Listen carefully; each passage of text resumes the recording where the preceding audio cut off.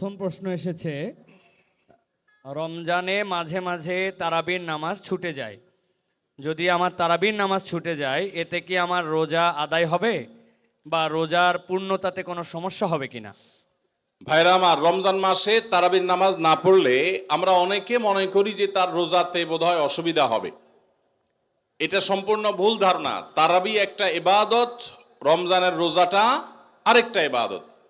যেহেতু তারাবি না পড়লেও রমজানের রোজা হয়ে যায়, তাহলে তারাবি পড়ার কি আর দরকার আছে? কেন? রোজা তো হয়ে যাবে। আলাদা ইবাদত।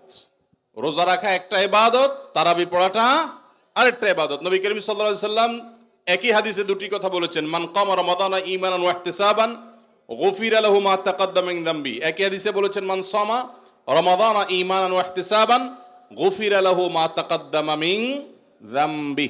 যে ব্যক্তি ঈমান এবং ইখলাসের সাথে রমজানের রোজা রাখবে, আল্লাহ তার পূর্বের গুনাহ মাফ করবেন। যে তারাবি পড়বে তারও পূর্বের গুনাহ মাফ করবেন ইনশাআল্লাহ। এজন্য ভাইরা, তারাবির নামাজ পড়তে হবে। এটা সুন্নাহ, গুরুত্বপূর্ণ সুন্নাহ, সাধারণ সুন্নাহ না।